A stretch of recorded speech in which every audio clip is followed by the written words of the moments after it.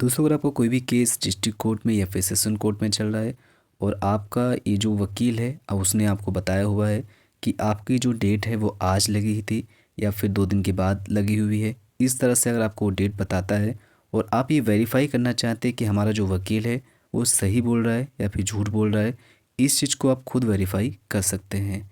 कैसे करेंगे, आइए स्टार्ट करते हैं। अगर आप चैनल पर नए हैं तो प्लीज़ चैनल को सब्सक्राइब करिएगा ताकि ऐसे ही कंटेंट आप सभी को मिलते रहें। तो आपको सबसे पहले इस जिस्टिक ऐप को ओपन कर लेना है। इसका जो डाउनलोड लिंक होगा वो मैं आपको डिस्क्रिप्शन दे दूंगा। आप डायरेक्टली उस पर टिक करके आप प्ले स्टोर में चले जाएंगे और वहीं से आप इस ऐप को डाउनलोड कर सकते हैं। अब इस ऐप को ओपन करने के बाद आपको ये चीज़ को देखने के लिए यहाँ पे आपको इस काउच लिस्ट का ऑप्शन मिलेगा, जो कि दोस्तों कोर्ट की भाषा में काउच लिस्ट ही बोलते हैं। तो यहाँ पे काउच लिस्ट पे टिक करने के बाद आपको यहाँ पे आप चाहें तो अपना स्टेट और डिस्ट्रिक्ट को चेंज कर सकते हैं। तो यहाँ पे मेरा यूपी है और ये लखनऊ है।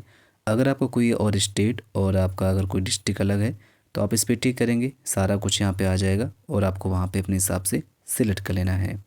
अब इसके बाद यहाँ पे कोर्ट कॉम्प्लेक्स को सेट करना होता है, तो यहाँ पे सिंपली हम लखनऊ डिस्ट्रिक्ट कोर्ट कॉम्प्लेक्स को सेलेक्ट कर लेंगे। अब इतना होने के बाद आपको यहाँ पे कोर्ट नेम को सेट करना होता है।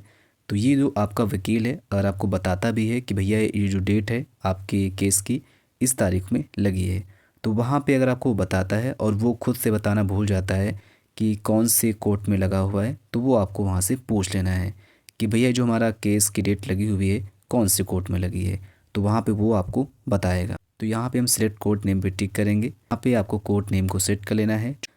तो जो भी आपका कोर्ट नेम होगा वो आपको यहाँ पे सेलेक्ट कर लेना है। अब यहाँ पे कोर्ट नेम को सेट करने के बाद पे आपको काउच लिस्ट की डेट को सेट करना होता है। तो यहाँ पे ये कहने का मतलब है, मान लेते हैं आपके वकील ने बोला है कि आपका 2 दिन के बाद आपकी डेट है, तो कहने का मतलब है 6 तारीख को मान लेते हैं आपके वकील ने बोला कि आपकी डेट लगी हुई है। तो यहाँ पे हमने 6 तारीख को सेट कर लिया है। इसके बाद हम सेट पे टिक कर देंगे। तो यहाँ पे आपको अपने हिसाब से सेट करना है जिस भी डेट का आप वहाँ पे चेक करना चाहते हैं। अब इतना होने के बाद आपको यहाँ पे 2 ऑप्शन देता है। एक ऑप्शन होता है सिविल का, एक होता है क्रिमिनल का। तो अगर आपका सिविल का केस है तो आपको सिविल पे टिक करना है, अगर आपका क्रिमिनल का केस है तो आपको क्रिमिनल पे टिक करना है। तो यहाँ पे मान लेते हैं क्रिमिनल का मुझे चेक करना है, तो यहाँ पे हम क्रिमिनल पे टिक कर देंगे। अब यहाँ पे जो भी मैंने डेट को सेट किया हुआ है और जो भी यहाँ पे कोर्ट नेम सेट किया हुआ है उसके अकॉर्डिंग मेरा जो भी यहाँ पे डाटा है वो दोस्तों आ चुका है।